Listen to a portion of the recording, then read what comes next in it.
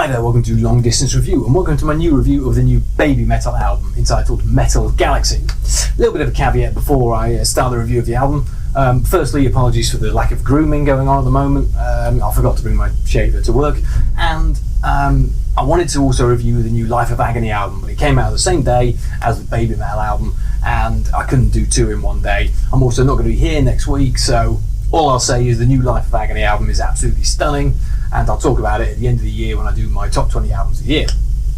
Anyway, on with the review for today, and that is of Babymetal's album entitled Metal Galaxy. A little bit of history with Babymetal. They were formed back in 2010, and they were formed by a talent agency, and it was the brainchild of a guy called Cobra Metal. Not his real name, obviously.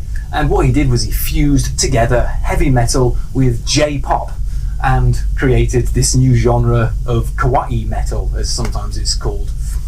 What he did is he brought three preteen girls and fronted them in front of a heavy metal band.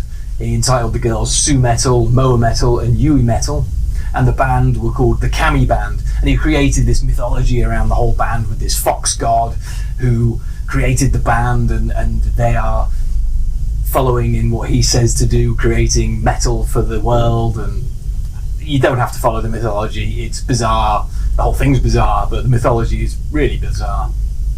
And anyway, in 2014 they came out with their debut album, which was self-titled, and it went viral, let's say. Well, the songs off it, the videos off it went viral for not the right reasons. Let's say not everyone was a fan. There was just lots of bizarre reactions online to these three young girls dancing and singing in front of this heavy metal band. And there's lots of reaction videos out there, you can go see them all. This one's my favourite.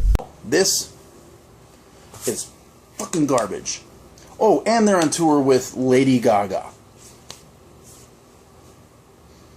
What metal bands do you know that go on tour with Lady Gaga? Lady Gaga!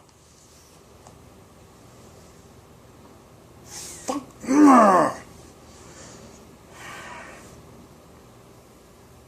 If no one else is gonna call these fucking girls out and this fucking band out, I'll call them out.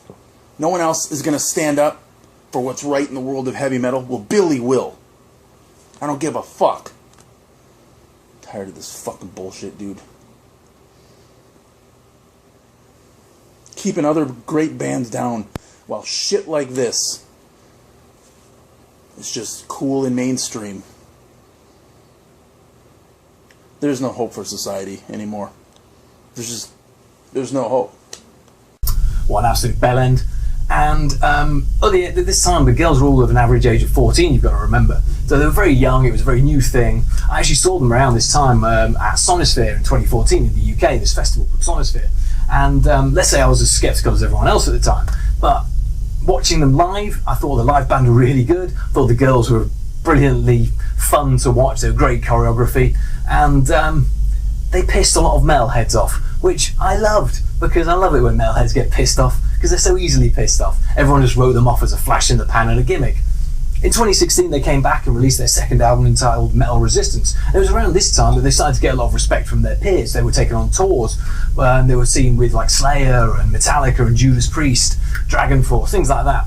And they sold out the Tokyo Dome in Japan. That holds like 55,000 people. So I think their longevity has sort of surpassed the argument that they are a flash in the pan. Another argument always aimed at them is that they are not real metal, they are a novelty act, and it was all just a marketing campaign. Well, you can take your Kiss albums, your Iron Maiden albums, your Ghost albums, your Amon Amarth albums, you can throw them in the bin, because that's all novelty and marketing as well. There's no way Kiss would be as big as they ever were if it wasn't the fact that they were marketed so brilliantly at the time. So let's just get over that. And come on, we're 9 years into this career now. Isn't it about time we just accept that they are what they are? The girls are in their 20s now. There's only two of them on this album. It's Su Metal and Moa Metal. Yui Metal has left, so there's only the two of them. They're in their 20s. I saw them live actually last year at Brixton Academy in London, and they were fantastic, I thought. Visually, they piss all over a lot of other bands at the moment. The band themselves are incredibly tight, and the girls are brilliantly choreographed and fun and energetic, and it's a great show. So on we are with this album then, entitled Metal Galaxy. Entitled Metal Galaxy because it's global metal. They sort of said they were taking the sounds from all the countries they've toured around after the release of Metal Resistance. Let's just say, if you don't like baby metal, this isn't going to change your mind. They're not going to suddenly shift in styles, so people are going to go, oh, now they're really good. If you don't like Babymetal already, you're not going to like this album. The first song of Real on the album is a song called Dad Dad Dance, which reminds me of the song off their first album called Line, or it's spelt line. My Japanese is non-existent, so I'm just going to say it says Line. And it's the most sort of energetic and crazy and electronic and bonkers as they get, really. It's about as subtle as a kick in the balls, but it's all full pelt and high energy. The second single off the album is titled Elevator Girl, and that was that's a melody to die for on the album. And I love the how it showcases a sort of change in style and a sort of dance-orientated number. It's got this real great bass groove on that song as well, which I love. Unfortunately, on my album, it's the English version, which isn't... I like it when they sing in the native tongue. It just sounds more authentic to me. What I will say is the Kami band, the heavy metal band who backed the singers, for essentially a studio band or a backing band, they're incredible on this album. They shift styles easily, bouncing between groove metal and power metal and thrash metal and this sort of jazz at times and symphonic balladry at times. It's incredibly well done. The first real eye-opener on the album, it's all an eye-opener if you've not listened to it before, but the first eye-opener in shifting style is a song called Shanty Shanty Shanty, which mixes, it's like a Bollywood-inspired song, let's say. It mixes heavy metal and J-pop and Bollywood, and who thought that would ever work? But it does work, and it showcases Sue Metal's incredible vocal talent over these hammering guitars on it. The album's jarring as hell at times because it constantly shifts in style from here to there to here to there, but somehow remains cohesive throughout. And I think it's because when things are as bonkers and as bizarre as this, the unexpected never really seems that unexpected. The album's packed with guests this time around as well.